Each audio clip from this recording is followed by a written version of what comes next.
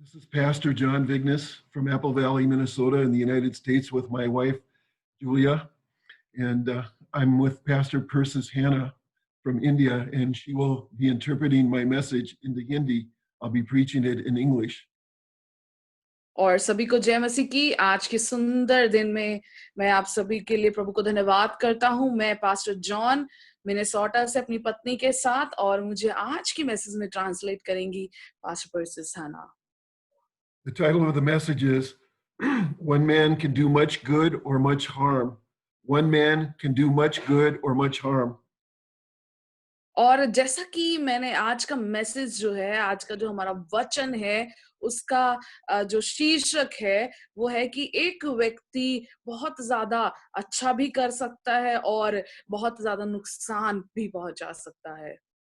In this sermon, I'm going to show you an example of a man who did much harm. His name was Korah, and his rebellion against God is found in Numbers chapter 16.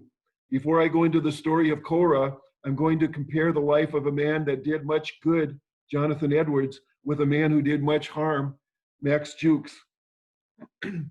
और आज का जो वचन है उसमें मैं आपको एक उदाहरण से समझाना चाहूंगा जो जिसकी वजह से नुकसान कर हो सकता है या हुआ है। उस व्यक्ति का नाम है कोरा, जिसे हम सब जानते हैं, जिसने परमेश्वर के विरुद्ध में बात को किया। और ये हम देख सकते हैं गिनती उसके 16वें अध्याय में। पर उससे पहले, कोरा की कहानी में जाने से पहले, मैं आपको दो व्यक्तियों के जीवन को बताना चाहूंगा। एक थे जोनाथन एडवर्ड्स, जिन्होंने बहुत अच्छा काम किया, और दूसरा जिन्होंने बहुत अपने जीवन में बहुत नुकसान को किया, वो थे max जूक्स। The man who did much good was Jonathan Edwards. Jonathan Edwards was a Puritan minister who preached the most famous sermon in American history, Sinners in the Hand of an Angry God, on July 8th, 1741, at a church in Enfield, Connecticut. His preaching style was unimpressive. He read the sermon with great conviction. He shunned shouting and acting out his sermons. Jonathan Edwards preached sinners in the hand of an angry God under the anointing of the Holy Spirit. और एक व्यक्ति जिसके बारे में मैं बात करूं, जिसने अपने जीवन में बहुत अच्छे काम को किया परमेश्वर के लिए, वो थे जोनाथन एडवर्ड्स।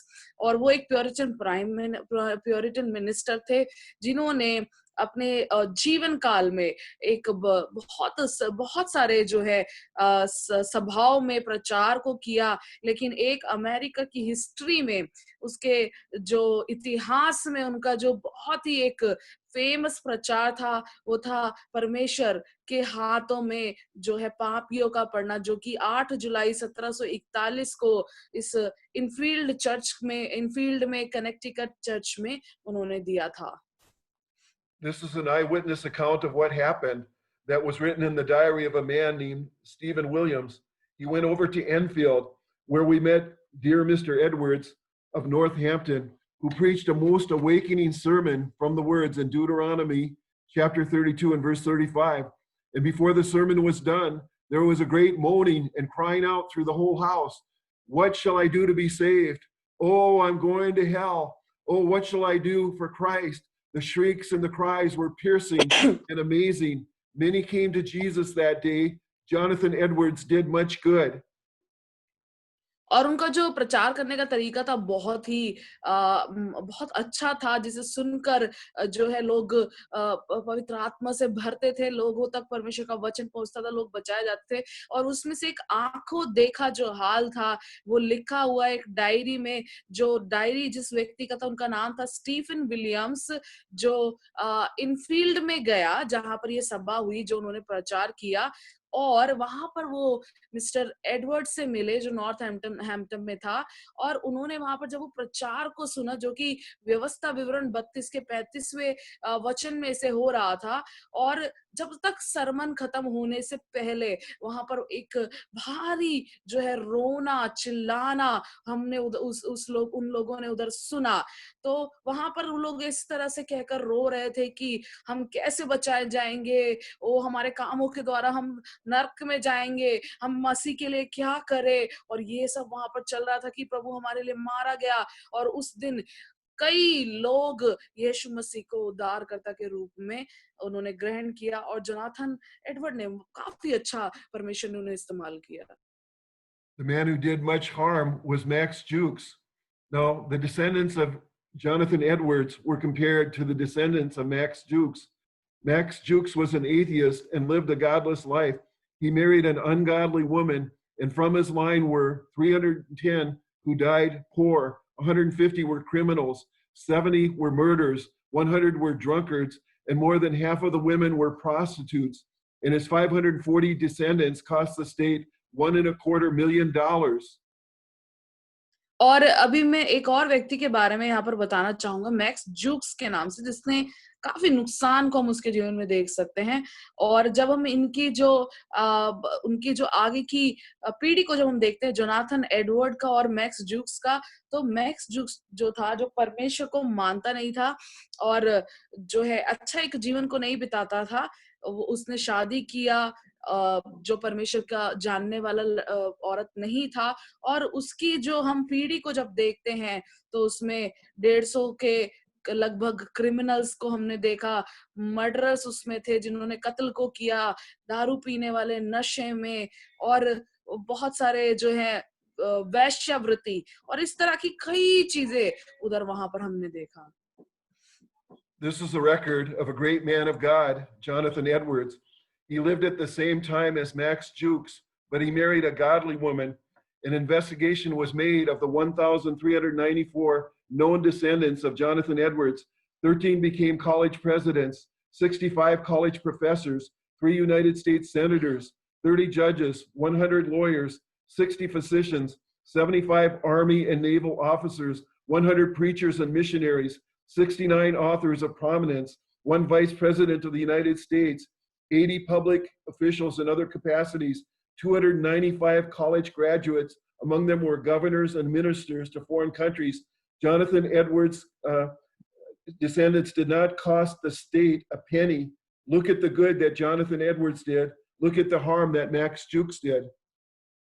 और अभी हमने देखा कि मैक्स लुक ने क्या उसका उसका पीढ़ी को देखा। अब हम जोनाथन एडवर्ड की पीढ़ी में से देखते हैं, जो उसी समय में जब एक समय उसी समय में जहां मैक्स जूक्स था, उसी समय में जोनाथन एडवर्ड भी जब थे, तो उनकी जब पीढ़ियों को लोगों ने रिसर्च किया, देखा, तो उसको पाया कि उसमें से जो लोग निकले, उस पीढ़ी में से जो लोग निकले, 13 कॉलेज प्रेसिडेंट थे, 65 कॉलेज प्रोफेसर थे, 3 जो है यूनाइटेड स्टेट के सेनेटर्स बन गए थे, 30 लोग जो है न्यायाधीश थे, कुछ वकील थे, कुछ फिजिशियंस हो गए, 75 आर्मी और ऑफिसर्स हो गए, 100 प्रचारक और मिशनरीज हो गए, और जो है करीब-करीब 70 लोगों जो ने किताबों को लिखा, और एक तो उनमें से वाइस प्रेसिडेंट भी रहा यूएस अमेरिका का।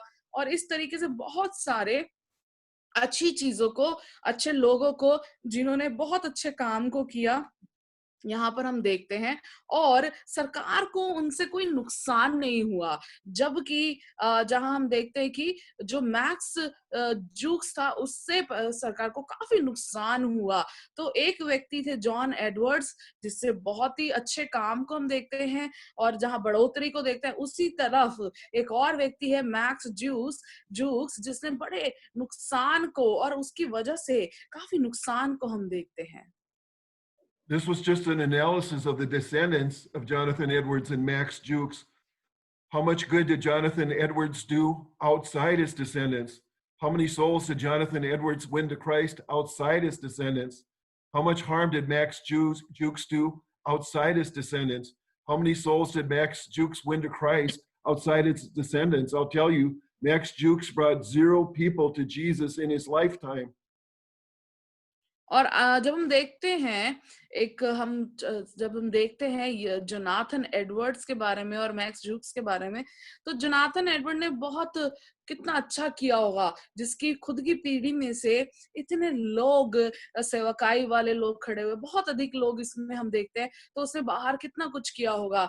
और जब अपनी पीढ़ी में से जब मिशनरी और प्रचारक लोग खड़े होते, तो कितने लोगों को वो प्रभु में लेकर आया होगा। और उसी के उलट जब हम मैक्स जूक्स के बारे में देखते हैं, तो कितने लोगों को वो लाया होगा प्रभु में, कितने जो है लोगों को उसने प्रभु के बारे में बताया होगा। मैं आपको बताना मांगता हूँ, जो मैक्स जुक्सा जीरो, एकदम शून्य लोगों को यीशु के बारे में बताया होगा अपने जीवन काल में। As Christians, we do not live for ourselves. We live our lives for Christ. We live our lives for others. The life you lead will either lead men toward Christ or lead men toward hell. Which will you do? Your life and calling are very valuable. Your life is important. God wants to use you. Will you do good in your life or will you do harm?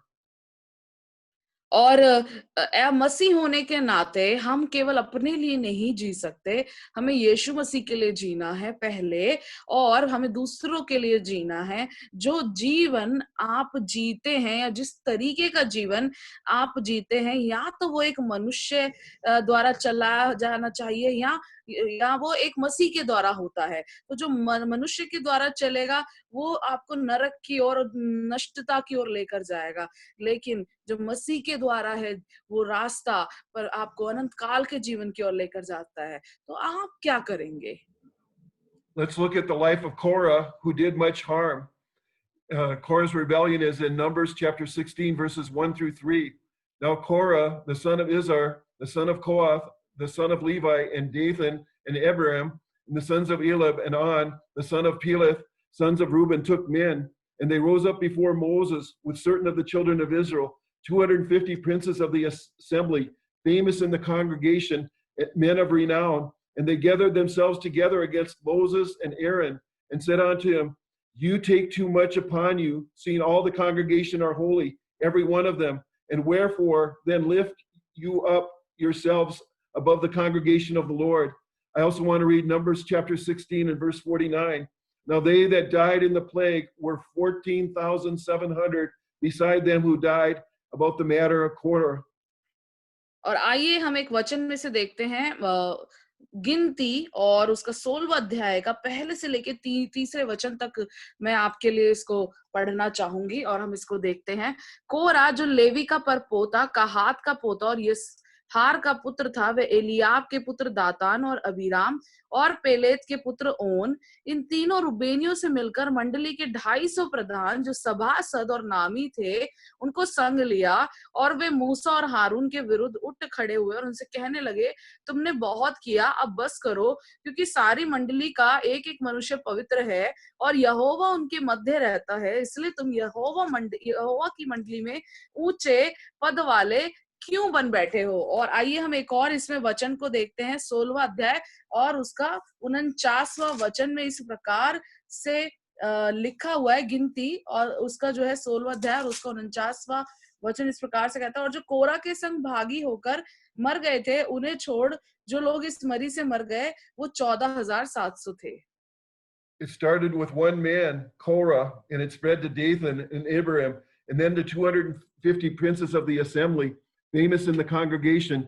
Eventually, Korah's rebellion caused 14,700 people to die in a plague as God's judgment came on Israel. Let's add up the cost of Korah's rebellion against God. 1, Korah.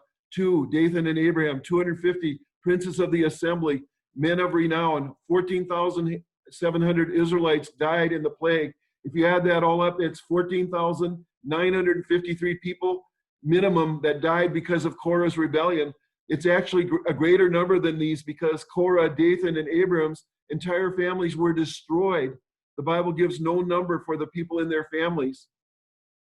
और जब हम देखते हैं कि ये शुरू हुआ एक व्यक्ति से, एक व्यक्ति कोरा से, और फिर ये दातान और अबीराम से होते हुए 250 जो वहां पर थे, 250 लोग उन तक पहुंचा, और आखिर में क्या हुआ, 14,700 लोग मर गए एक मरी के कारण, क्योंकि परमेश्वर का जो न्याय था उन तक पहुंचा। और चलिए हम एक मोटा मोटा हिसाब लगाते हैं कि कितने लोग करीब करीब जो है परमेश्वर के गुस्से का उसमें परमेश्वर का क्रोध में नष्ट हो गए। वो पहला था कोरा, उसके बाद दातान और अबीराम 2 लोग, और 250 जो लोग और थे वो, और 14,700 इज़राइलाइट थे जो इज़राइली लोग थे। तो कुल करीब-करीब 14,953 लोग मर गए एक कोरा के विरुद्ध। कोरा ने जो विरुद्ध में आवाज उठाई, ये एक बहुत बड़ा जो है संख्या है, क्योंकि कोरा, दातान और अबीराम का पूरा परिवार खत्म हो गया, और बाइबल उसके उनके परिवार के विषय में कोई भी संख्या को नहीं बताती है। I'm giving you an example of one man who did much harm. For this, Korah got put in God's hall of shame. Did you know that God had a hall of shame? We find this in Jude chapter 1 and verse 11. Woe unto them, for they have gone the way of Cain, and ran greedily after the heir of Balaam for reward, and perished in the gainsaying of Korah. Korah is Korah. We remember the evil of Cain, he killed Abel. We remember the evil of Balaam, he tried to curse Israel for money. In this message, we will learn of the evil of Korah when he rebelled against Moses and Aaron, he rebelled against God. और हम यहाँ पर एक और वचन देखते हैं यहूदा की पत्री में से, उसका पहला अध्याय का 11वां वचन इस प्रकार से कहता है, उन पर हाय क्योंकि वो केन की सी चाल चले और मजदूरी के लिए बिलाम के समान नष्ट हो गए और कोरा के समान विरोध करके नष्ट हुए। तो हमें जो है इसमें बताया गया केन के बारे में जिसने हाबिल को मारा, बालाम के बारे में जिसने पैसा लेके इजरायली लोगों को नष्ट करने की कोशिश की, और फिर कोरा के बारे में जिसने मूसा और हारून के विरुद्ध में बात किया, जिसने परमेश्वर के विरुद्ध में बात किया। Did you know that God also has a hall of fame? Hebrews chapter 11. और आप जानते हैं कि परमेश्वर एक और बात के बारे में बताता है इब्रानी उसके 11वें अध्याय में। In your life, you will either influence people for God and win them to Christ, or you will influence people for the devil and you'll help them down the road to hell. There is no neutral ground with your life. We are in a war, good against evil. We're in a war for souls. You will either do good or you will do evil or harm. You will either win souls for Christ or drive people from Christ. Will you end up in God's hall of fame or God's hall of shame? और इसमें मैं आपको बताना मांगता हूँ कि यहाँ तो आप लोगों को प्रेरित कर सकते हैं और यीशु मसीह के लिए उनको जीत सकते हैं, या आप उनको प्रेरित कर सकते हैं किस ओर, शैतान की ओर, शैतानी प्रवृत्ति की ओर, और उन्हें नरक का रास्ता दिखा सकते हैं। तो यहाँ पर हमको देखना है, हम एक युद्ध में है, और हमें जो है शैतान के साथ हम उस युद्ध में है। हमें जो है परमेश्वर के लिए आत्माओं को जीतना है। तो यहाँ तो आप अच्छा कर सकते हैं और परमेश्वर के करीब लोगों को ला सकते हैं, आप बुरा करके परमेश्वर से दूर लोगों को कर सकते हैं। या तो आप परमेश्वर के लिए जो है परमेश्वर के नाम को ऊंचा उठा सकते हैं, आप परमेश्वर के नाम को निंदा करने का एक कारण हो सकते हैं। Where did Korah's rebellion start? It may have began with a bad decision that Moses made. In Exodus chapter 18, it says, Moses sat to judge the people, and the people stood by Moses from morning to evening. If the people of Israel had a problem, Moses would judge them or give them advice from morning to evening. Every day was a long day for Moses. He worked long hours. और कोरा का जो जो विरुद्ध उसने आवाज उठाया वो कहाँ से शुरू हुआ, और ये हो सकता है कि क्योंकि एक निर्णय मूसा ने लिया। जब हम निर्गमन की पुस्तक उसका 18वां अध्याय में देखते तो मूसा जो था लोगों का न्याय करता था, सुबह से लेकर शाम तक वो लोगों का न्याय करता था, और यदि किसी को कोई परेशानी होती थी मूसा जो है उनका न्याय करता था, उनको एडवाइस करता था सुबह से लेकर शाम तक, हर दिन वो कई घंटों और कई पूरा पूरा दिन वो यही करता था। Moses' father-in-law, Jethro, came to Moses and gave Moses some advice. He said, Moses, you need some help. You can't do this by yourself. Jethro told Moses, take choice men of Israel, teach them the Bible, teach them how to live this Christian life, put those chosen men over the people, let them advise or judge the small things, let them bring the big things to you. Moses, that will make your life much better.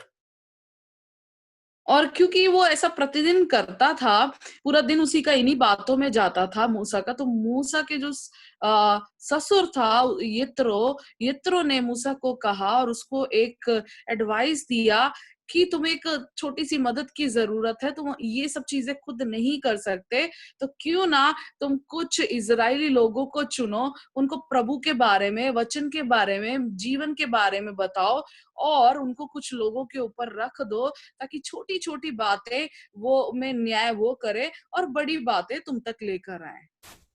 In the natural, doesn't this seem like good advice? In the natural, doesn't this seem like good advice? The question really is not if Jethro's advice was good or bad. The question is, was Jethro's advice from the heart of a man or from God? और इससे मूसा की जो जीवन है बेहतर हो गया, लेकिन ये एक सवाल है कि क्या ये एक अच्छा निर्णय था? क्या ये अच्छा निर्णय था? ये एक सवाल है। क्या जो यित्रो ने निर्णय उसको वो जो उसको एडवाइस किया वो अच्छा था या बुरा था? लेकिन सवाल अच्छे बुरे का नहीं है, सवाल ये है कि यित्रो ने जो उसको एडवाइस किया वो परमेश्वर की ओर से था या मनुष्य की ओर से था? No question, the responsibility of Moses was great, but he was not alone. Actually, God was bearing the burdens of the people. Moses was the instrument that God used. If God gives a call, if God gives a responsibility, he will then give that person the strength and ability and help to fulfill the call. और सवाल ये नहीं था कि सवाल इसमें कोई शक नहीं है कि ये जो जिम्मेदारी मूसा को मिली थी कि ये छोटी थी, ये बहुत बड़ी जिम्मेदारी थी, पर वो वहां अकेला नहीं था, क्योंकि परमेश्वर उसको कर रहा था। परमेश्वर जो लोग बोझ को लाते थे, वो परमेश्वर उसको उठा रहा था। मूसा बस एक पात्र था जिसे परमेश्वर इस्तेमाल कर रहा था। तो यदि परमेश्वर ने बुलाहट दी है, यदि परमेश्वर ने जिम्मेदारी को दिया है एक व्यक्ति के ऊपर, तो वो उसे पूरा करने के लिए उसे बल, शक्ति, सामर्थ और जो कुछ जरूरत है वो उसको देता है। परमेश्वर मदद करता है।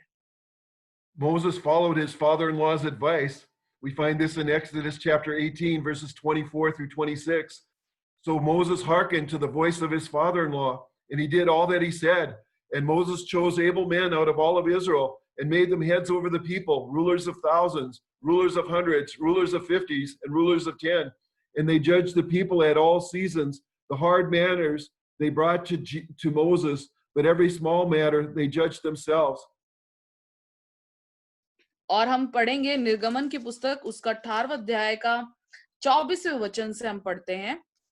अपने ससुर की ये बात मानकर मूसा ने उसके सब वचनों के अनुसार किया। अतः उसने सब इजरायलियों में से गुणी पुरुषों को चुनकर उन्हें हजार हजार, सौ सौ और 50 50 और 10 10 लोगों के ऊपर प्रधान ठहराया, और वे सब लोगों का न्याय करने लगे।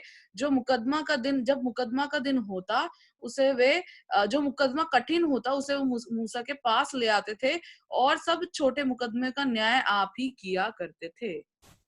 Moses followed his father in law's advice. It doesn't say Moses prayed or sought the Lord concerning whether to follow his father in law's advice. He made his own decision. I do not feel that Moses should have followed his father in law's advice. I believe this was bad advice. I do not believe that God wanted Moses to do this. I believe this was a bad decision and it may have led to the rebellion of Korah. और मूसा ने यहाँ पर अपने ससुर यित्रो की जो advice थी उसको लिया। प्रार्थना वहां पर नहीं बताया गया है कि उसने प्रार्थना किया या परमेश्वर से पूछा। उसने जैसे ही यित्रो ने बोला उसने वहां पर निर्णय को लिया। और मुझे ऐसा लगता है कि एज मुझे पादरी होने के नाते मुझे ऐसा लगता है जो परमेश्वर के साथ मैंने जीवन बिताया उससे मुझे ऐसा लगता है कि ये एक अच्छा एडवाइस नहीं था।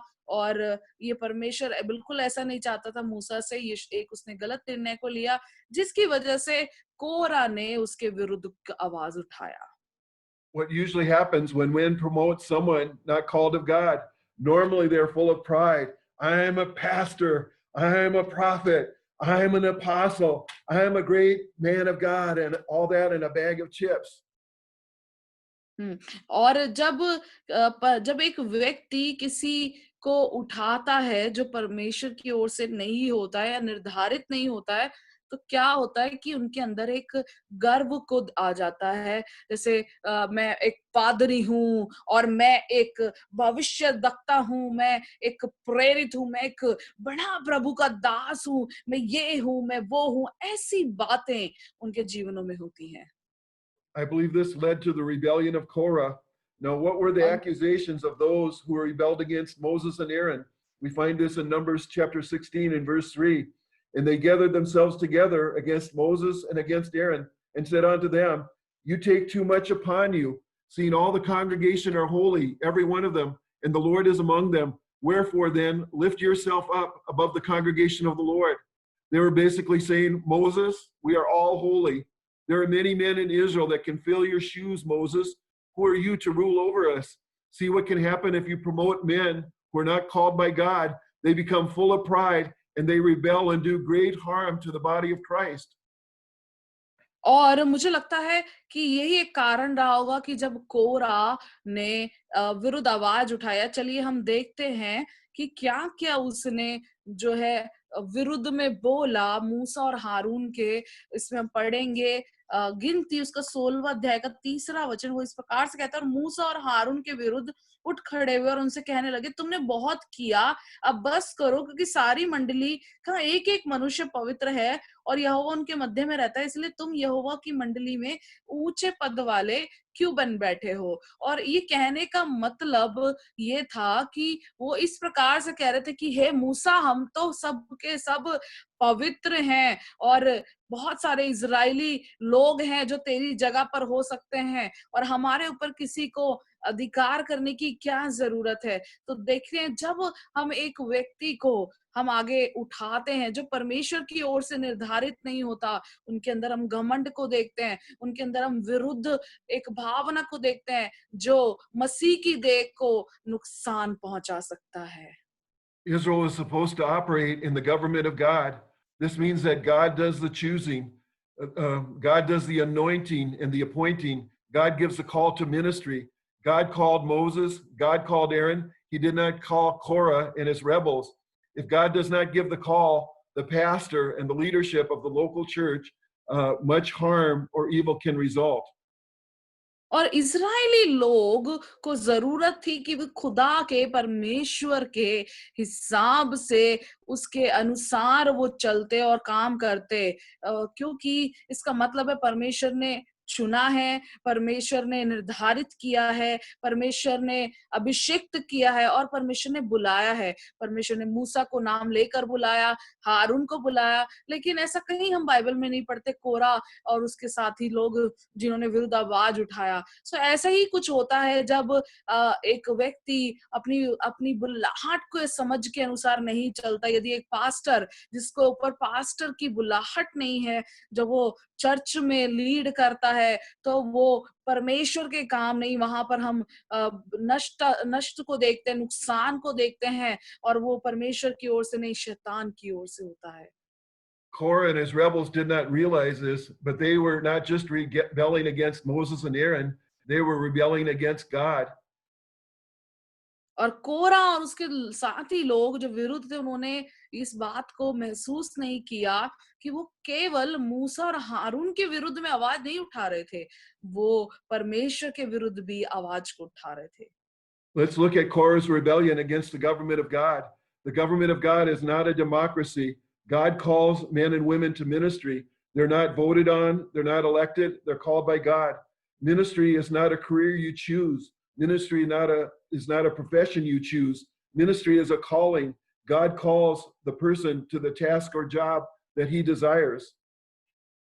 और जो है परमेश्वर का जो बुलाहट है, वो परमेश्वर एक अनोखे तरीके से सबके जीवन में रखता है। ये देखिए, कोरा ने जब विरुद्ध में आवाज उठाया परमेश्वर के काम के या लोगों के, तो यहाँ पर हम देखते हैं कि परमेश्वर का जो राज्य है वो डेमोक्रेसी से या लोगों के चुनाव से नहीं होता। परमेश्वर खुद एक व्यक्ति को, मनुष्य को, आदमी या औरत को सेवकाई के लिए बुलाता है। इसके लिए कोई वोटिंग नहीं होती, इसके लिए कोई इलेक्शन नहीं नहीं होता, परमेश्वर इसके लिए खुद बुलाता है। और सेवकाई कोई करियर नहीं है चुनने के लिए, कोई आपका प्रोफेशन नहीं है जो आप चुने, परंतु ये एक बुलाहट है जो परमेश्वर अपने लोगों के ऊपर ठहराता है, बुलाता है, ताकि वो परमेश्वर के हृदय के अनुसार, उसकी इच्छा के अनुसार काम को कर सके।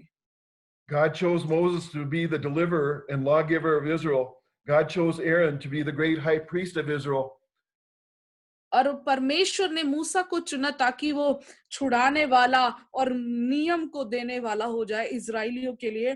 परमेश्वर ने हारून को चुना ताकि वो एक महान याजक हो इजराइल में। When man sets up his own government, problems arise. और जब मनुष्य अपने हिसाब से चलाता है, अपने हिसाब से सरकार को चलाता है या अपने हिसाब से कामों को करता है, तो वहां पर परेशानियां खड़ी होती हैं। God calls apostles, prophets, evangelists, pastors, and teachers. God does not call denominations or denomination leaders. और वचन हमें बताता है कि परमेश्वर ने प्रेरितों को, भविष्यद्वक्ताओं को और सुसमाचारकों को, पादरी को और टीचर्स को यानी कि शिक्षक को बुलाया।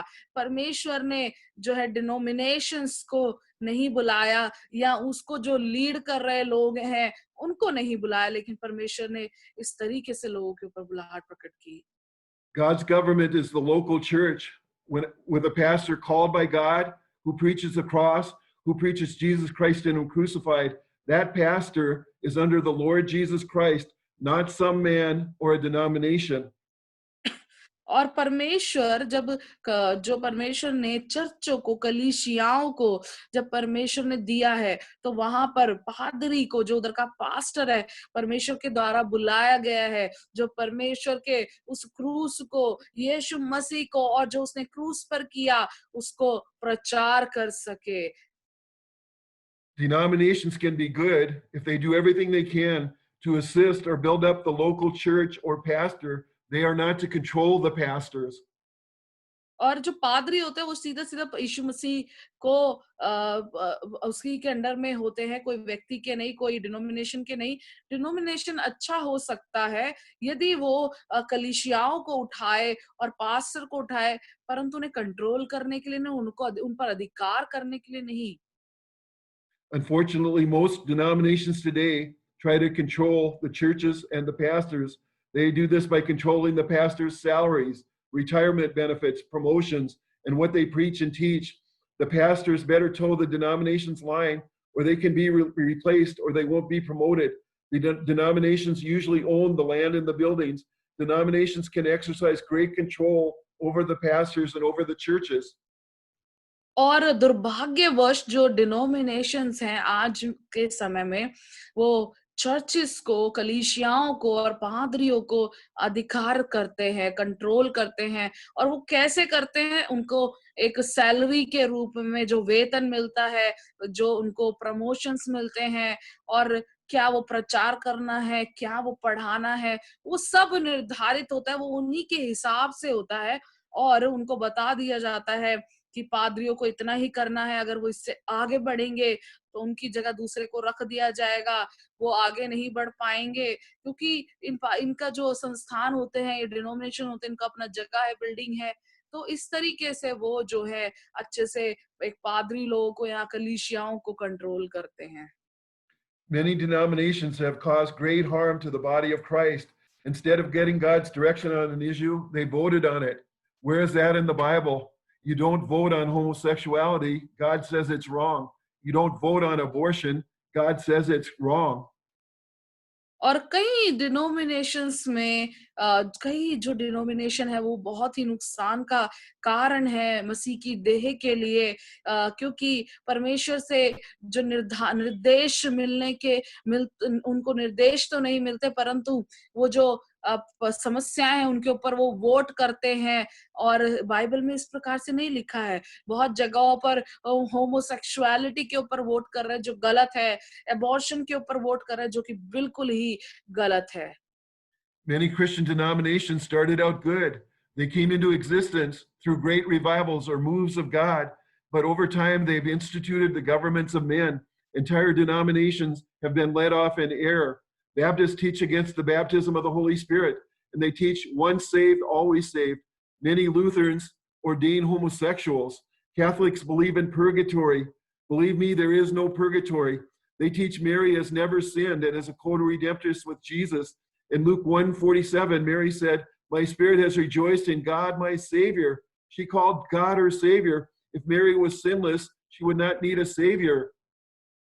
और बहुत सारी जो डिनोमिनेशन है उन्होंने अच्छा काम भी किया है, जिसकी वजह से बड़ी-बड़ी बेदारियों को और परमेश्वर के कामों को हमने होते हुए देखा है। लेकिन कुछ-कुछ संस्थाएँ हैं जो परमेश्वर के विरुद्ध में भी कार्य करती, जैसे कि बैप्टिस्ट लोग हैं, वो केवल पवित्र आत्मा के बपतिस्मे को प्रचार करते हैं और कहते हैं एक बार बचाए गए तो हमेशा के लिए बचाए गए। कई लूथरन्स लोग हैं जिन्होंने होमोसेक्सुअल लोगों को ऑर्डेन किया है, कुछ लोग कैथलिक्स हैं और इस तरह के विश्वास रखते हैं मरियम के बारे में कि वो हमारे पापों को क्षमा करवाते हैं यीशु मसीह से। तो इस तरह की बहुत सारी बातें हैं कि अब हम देखते हैं अलग-अलग डिनोमिनेशन से अलग-अलग बातों को हम देख पाते हैं।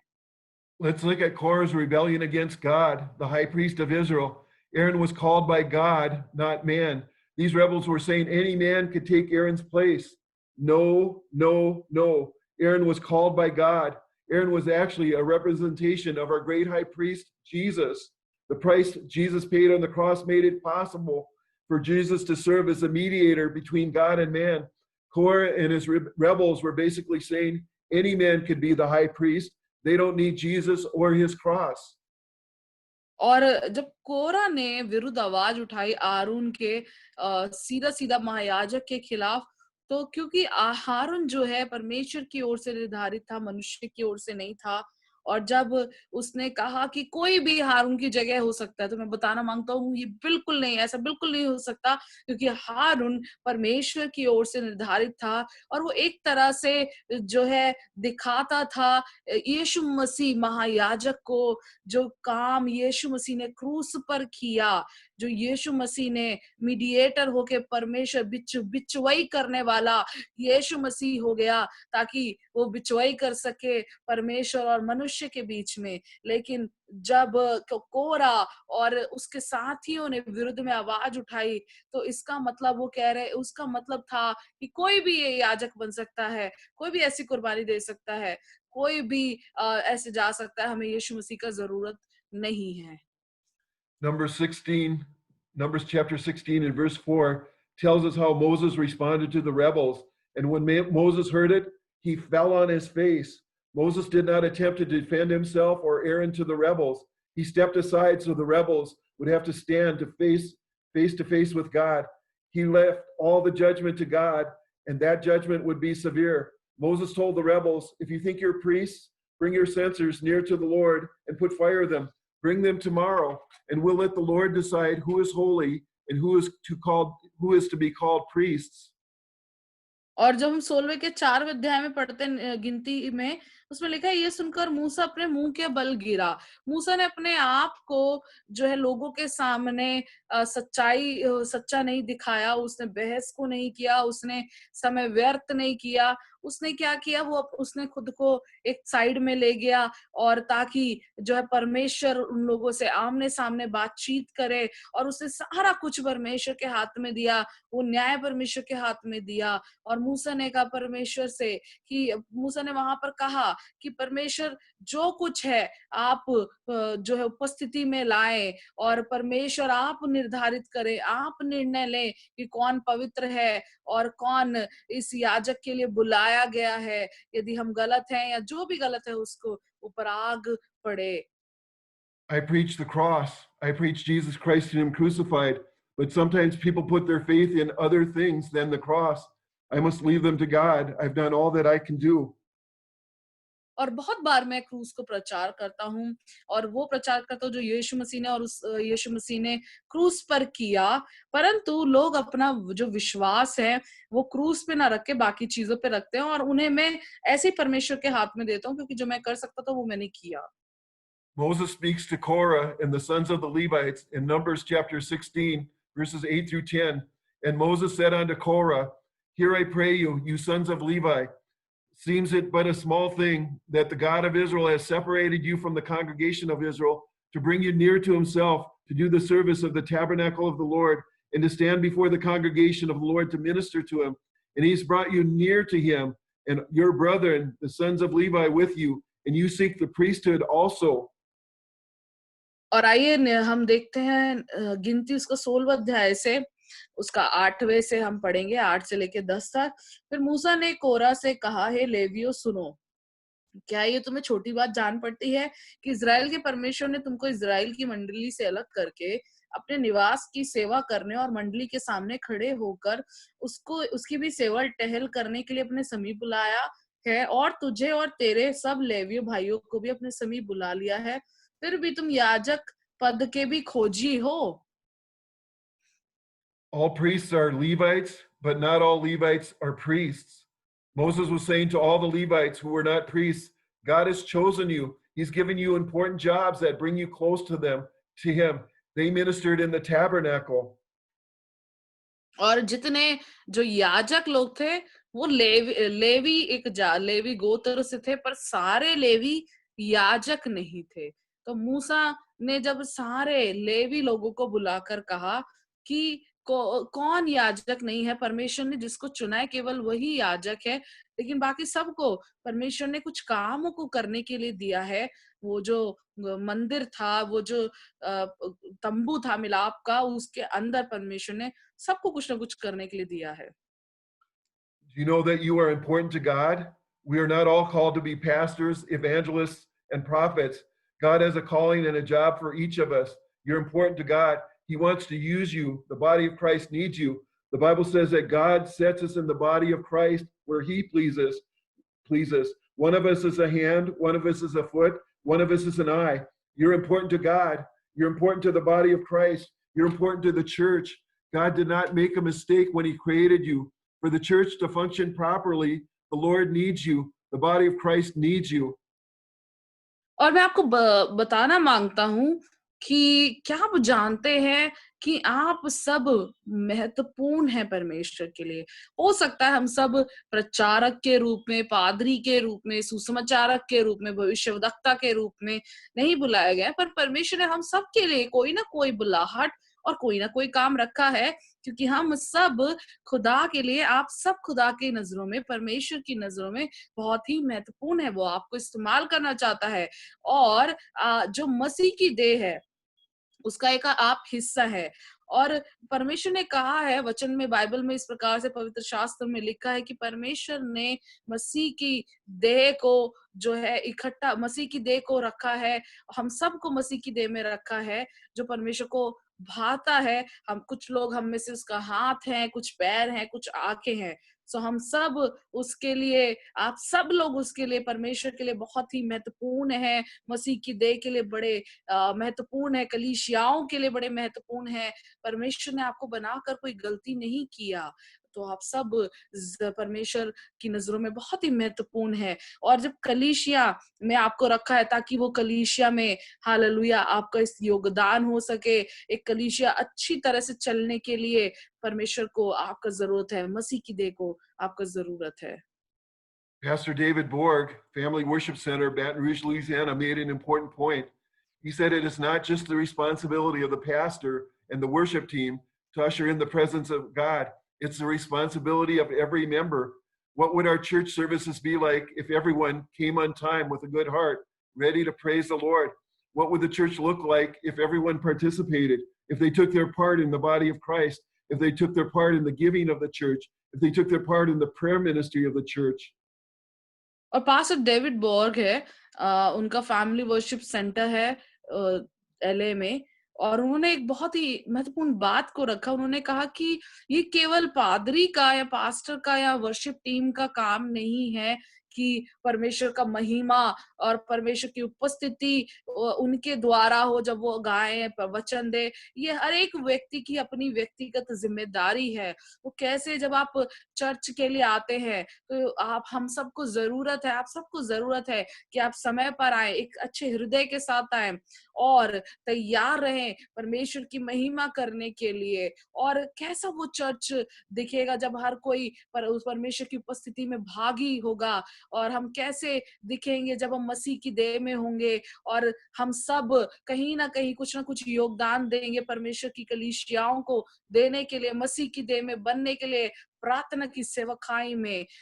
ये कितना अच्छा अद्भुत वो कलीसिया होगा। Without each of us taking our place in the body of Christ, it's like a car that's not running on all its cylinders. What God wants us to accomplish is hindered. The children of Israel did not have to wander 40 years in the wilderness.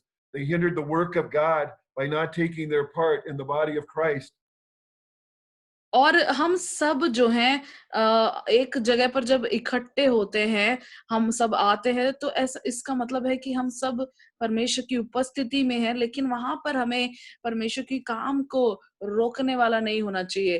जैसे हम देखते हैं Israeli जो लोग थे 40 साल तक मरुभूमि में, मरुस्थल में ऐसे ही चक्कर लगाते रहे, और ताकि और उससे क्या हुआ, परमेश्वर के कामों को वो देख नहीं पाए, उसमें देरी हुई और उसमें बहुत सारे उन्होंने स्ट्रगल्स को देखा, दुख को देखा। क्यों? क्योंकि उन्होंने परमेश्वर की मसीह की देह में होकर चलना ना जाना। Moses warned the rebels that they were gathered together against the Lord, that they were murmuring against the Lord. The next day, Korah and the rebels gathered at the door of the tabernacle. Apparently, the ringleaders of the rebellion, Korah, Dathan, and Abiram, did not bring their censers. The 250 men famous in the congregation brought their censers with fire in them. Korah and his rebels did not go into the tabernacle. They stood immediately outside the door where they could be seen by all the people. और मूसा ने जब ये विरोध हुआ और उसने उन लोगों को जताया, और जब वो परमेश्वर के विरुद्ध आके कुड़कुड़ाने लगे, उल्टा सीधा बोलने लगे, तब जो अगले दिन कोरा और जो बाकी सारे लोग हैं उनको जो मंदिर है मिलाप के तंबू से उनको अलग ले जाया गया। जितने भी लोग थे टोटल जो है उनको मिलाप के तंबू से बाहर की ओर ले जाया गया, ताकि हर कोई उन्हें देखे कि क्या होने वाला है। In response to the gathering of the rebels, the Lord appeared. We don't know exactly what this means, but all the people knew it. God was angry. He wanted to pour out his wrath and judgment on the entire congregation. He told Moses and Aaron to separate themselves so God could consume the congregation in a moment. और वहां पर हम देखते हैं कि परमेश्वर वहां पे उपस्थित हुआ, और उसका मतलब क्या था ये तो मैं नहीं बता सकता, लेकिन लोगों वहां पर जरूर लोगों ने सोचा होगा या जानते थे कि परमेश्वर गुस्से में है, क्रोध में है, और वो चाहता था, वो परमेश्वर ने अपने क्रोध को, अपने न्याय को उधर प्रकट किया, और उसने मूसा और हारून को कहा कि अपने आप को और लोगों को इनसे अलग कर, ताकि मेरा जो न्याय है वो इसके मंडली पर पड़े। Here's a little tip with you for you. You don't want to make God angry at you. Judgment could come in an instant. Make sure that your faith is in Jesus and what he did at the cross and that your sins are covered by the blood. और मेरे लिए मैं आपको एक छोटी सी tip देना चाहूंगा कि अगर आप परमेश्वर को नहीं चाहते नाराज करना और नहीं चाहते कि इस तरह की बातें आपके जीवन में हो, तो आप इस बात को देखें, आप इस बात को जांचें कि आपका जो विश्वास है यीशु मसीह और जो उसने क्रूस पर किया उस पर हो, और आपके जो पाप हैं वो मसीह के मेमने के लहू से धो दिए गए हों। Moses and Aaron could have stepped aside and let the judgment come. But do you know what they did? They fell on their faces before the Lord. They interceded for the people who were causing so much trouble. They said, will you destroy the entire congregation for the sin of one man? That man was Korah. और वहां पर क्या हुआ, मूसा और हारून हारून जो है खुद को अलग कर सकते थे और परमेश्वर का न्याय उन लोगों पर आ सकता था, पर पता है वहां पर क्या हुआ, वो वहां पर मुंह के बल गिरे और उन्होंने बिचवाई किया लोगों के लिए, वो लोगों के लिए परमेश्वर से बिचवाई किया और कहा क्या एक व्यक्ति के लिए आप इस पूरी मंडली को खत्म कर देंगे, नष्ट कर देंगे एक व्यक्ति के पाप के लिए। Then God spoke to the congregation of Israel through Moses in Numbers chapter 16 and verses 25 and 26. And Moses rose up and went unto Dathan and Abiram, and the elders of Israel followed him. And he spoke unto the congregation, saying, Depart, I pray you, from the tents of these wicked men, and touch nothing of theirs, lest you be consumed in all their sins. और आइए पढ़ते हैं हम गिनती के 16 अध्याय का 25-26। तब मूसा उठकर दातान और अबीराम के पास गया और इजराइलियों के वृद्ध लोग उसके पीछे पीछे गए, और उसने मंडली के लोगों से कहा, तुम उन दुष्ट मनुष्य के डेरों के पास से हट जाओ और उनकी कोई वस्तुएं ना छुओ, कहीं ऐसा ना हो कि तुम भी उनके साथ पाप में फंसकर मिट जाओ। I think this is a good warning for us. We must separate ourselves from false prophets and false teachings. We must not touch them, lest we leave the Lord and are consumed in our sins. We must cling to the cross. We must keep our faith in Jesus and what he did at the cross. और ये हम सब के लिए एक चेतावनी है कि हमें खुद को गलत बातों से, गलत भविष्यवक्ताओं से, गलत शिक्षाओं से अलग करना चाहिए। हमें उनको छूना नहीं चाहिए, हमें उनको परमेश्वर के हाथों में देना चाहिए ताकि वो अपने पाप के अनुसार फल को पाएं, और हमें अपना विश्वास यीशु मसीह पे और जो उसने क्रूस पर किया उस पर रखना चाहिए। Then Moses said to the congregation, If these men, Korah, Dathan, and Abiram, die a normal death, then the Lord has not sent me or called me to lead Israel. However, if the earth opens up and swallows these men and all that belong to them, then they have provoked the Lord and were not called of the Lord. और तब मूसा ने पूरी सभा से कहा कि यदि ये लोग कोरा, दातान और अबीराम एक साधारण मृत्यु को मरते हैं, तो मतलब परमेश्वर ने मुझे भेजा नहीं है और मुझे इजरायली लोगों को निकालने के लिए या उनको चलाने के लिए नहीं बुलाया। परंतु यदि पृथ्वी अपना मुंह खोल के उनको निगल ना जाए, तब यदि उनको निगल जाती है तो मतलब उन्होंने परमेश्वर को चेतावनी दी, उसको भड़काया है, और वो परमेश्वर की ओर से नहीं थे। What happened? The earth opened up and not only swallowed Korah and Dathan and Abiram, but it swallowed their families and everything pertaining to them. Think of this. They went down alive into hell itself. There was nothing left of their families on the earth. Yes, your sin will affect your family. और क्या हुआ? तब वहां पर पृथ्वी ने अपने मुंह को खोला, और वो कोरा, दातान, अबीराम और उनके परिवार और उनसे जुड़ी जितनी चीजें थी वो सबको निगल गए। और इस बात को थोड़ा सा समय लेके सोचें कि वो जो है ऐसे ही नर्क में पहुंच गए, और जो कुछ भी उनके परिवार और कुछ भी उनका नहीं बचा, कुछ भी खत्म, उनका सब कुछ नष्ट हो गया उनके पाप के कारण। तो मैं आपको बताना मांगता हूँ, आपके पाप के कारण आपका परिवार भी जो है उस चीज में आ सकता है, इफेक्ट हो सकता है। The 250 men, princes of the assembly, that were famous in the congregation, would also face judgment. और जो 250 लोग थे जो परमेश्वर के सामने उपस्थित होते थे, उनके ऊपर न्याय पड़ा। Just think these 250 men, princes of the assembly, famous in the congregation. Now, despite their position, despite their talent and ability, were not called of God, and they didn't know what they were doing. In reality, they rejected Jesus. They rejected his cross. Basically, they said, Jesus, we don't need you or your cross.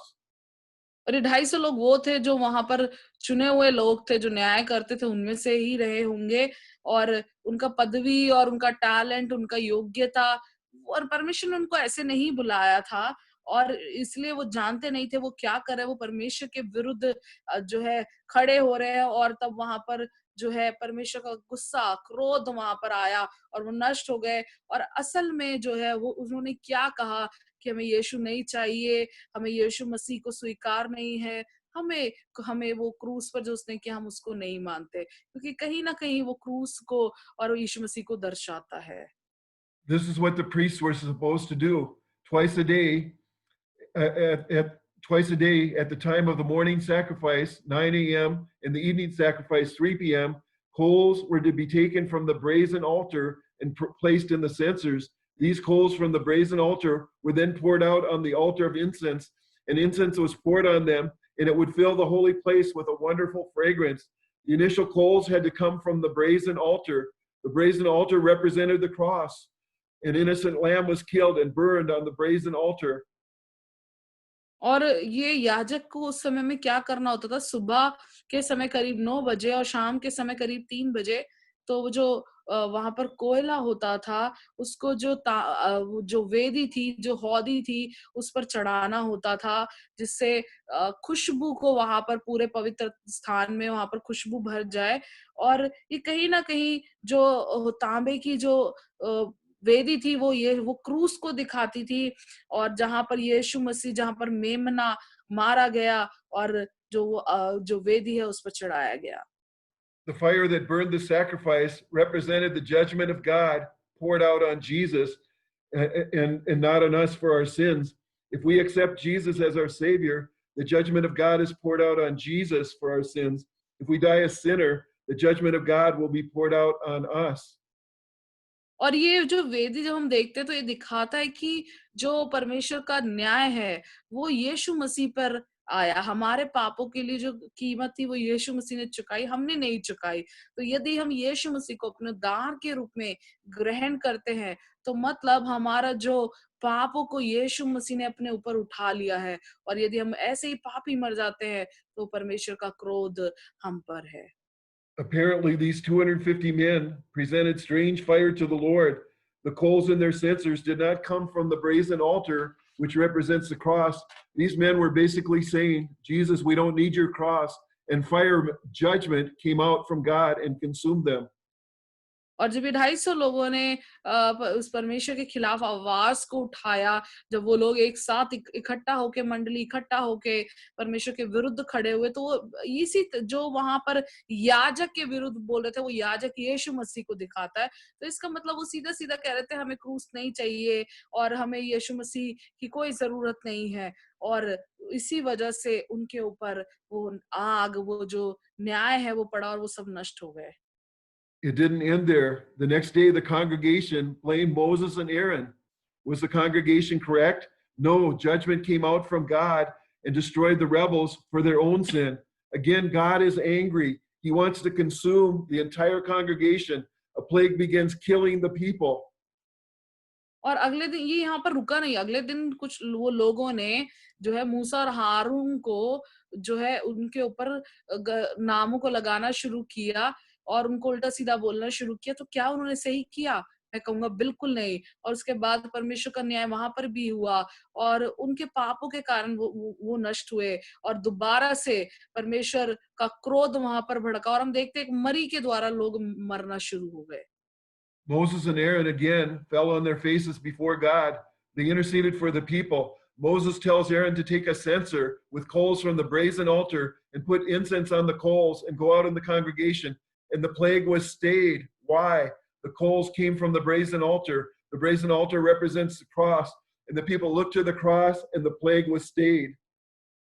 और तब क्या हुआ, मूसा और हारून अपने मुंह के बल गिरे परमेश्वर के सामने और बिचवाई किया और उन्होंने वहां पर जो है हौदी में जो कुछ करना था वो सब कुछ किया। और वहां पर मरी को वो देखते तो उन्होंने क्या किया, वहां पर जो तांबे का वो जो तांबे का नहीं, लकड़ी जो एक क्रूस को वहां पर बनाया। और जो क्रूस को जब बनाया तो वहां पर एक जो है क्रूस को दिखाता है, जो यहूदी है वो क्रूस को दिखाती है। और वहां पर उन्होंने एक चीज को बनाया और बोला कि जो लोग उस क्रूस की ओर देखेंगे वो जो है ठीक होते जाएंगे। Although the plague was stayed by the quick action of Moses and Aaron, 14,700 people died of the plague. Remember, the rebellion started with one man, Korah. This spread to two others, Dathan and Abraham, then to 250, then to 14,700 people. A minimum of 14,953 people died because of the rebellion of one man, Korah. Korah did much और harm. I shared the example of a man that did much good, Jonathan Edwards. और यहाँ पर हम देखते कि मरी रुक गई लेकिन 14,700 लोग उसके मरी से मर गए। और यहाँ पर देखिए ये जो विरोध शुरू हुआ एक व्यक्ति कोरा से, फिर वो दातान अबीराम, फिर 250 लोग और फिर 14,700 लोग। तो उसका कितना लोग, 14,953 लोग उस दौरान में नष्ट हो गए केवल एक व्यक्ति कोरा की वजह से। कितना नुकसान को हम देखते हैं। और जिस तरीके से मैंने एक उदाहरण को दिया जोनाथन एडवर्ड, जिसने बहुत अच्छे कामों को किया। In your life, you'll do much good or much harm. You will either lead people toward Christ or toward Satan and hell. Will you be in God's hall of fame or God's hall of shame? There is no neutral ground. What will your decision be? और आपके जीवन में आप अच्छा कर सकते हैं या आप बुरा कर सकते हैं, या तो आप लोगों को यीशु मसीह की ओर लेकर जा सकते हैं, या आप उनको शैतान के शैतान की तरफ और नरक की ओर लेकर जा सकते हैं। आप हो सकता है परमेश्वर की महिमा का कारण हो सकते हैं और परमेश्वर की निंदा का कारण भी हो सकते हैं, लेकिन न्यूट्रल नहीं होगा, या तो परमेश्वर के लिए या शैतान के लिए। आप निर्णय आपका है। Maybe there's some of you out there that have been rebelling against God and you didn't know it. Maybe you put your faith in the wrong place. Maybe you don't have your faith in Jesus and what he did at the cross. और हो सकता है कि आप में से कुछ लोगों ने परमेश्वर के विरुद्ध आवाज को उठाया हो, कुछ लोगों ने अपने विश्वास को परमेश्वर पे ना रख के चीजों पर या व्यक्ति पर रखा हो, या जो कुछ उसने क्रूस पे किया उस पे ना रखे और बहुत बातों पे रखा हो। I want to pray for those that aren't saved. I want to pray for those that don't know Jesus as their Lord and Savior.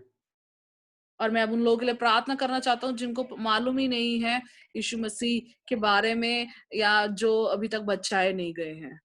Please pray this prayer with me. और इस प्रार्थना को आप मेरे साथ करें। Father, I come to you in the precious name of Jesus. और यीशु मसीह, मैं पिता आपके पास आता हूँ यीशु मसीह के पवित्र और सामर्थी नाम से। And Jesus, I ask you to forgive my sins and be the Lord of my life. और मैं यीशु मसीह आपसे प्रार्थना करता हूँ कि मेरे पापों को क्षमा करे और मेरे जीवन के परमेश्वर हो जाएं। I do not put my faith in anything that I do, but I put my faith in you, Jesus, and what you did at the cross. और पिता परमेश्वर, मैं जो है उन पर विश्वास नहीं करता जो मैं करता हूँ या जो मैं कर सकता हूँ, परंतु उन पर जो यीशु मसीह ने क्रूस पर किया, मैं उस पर विश्वास को रखता हूँ।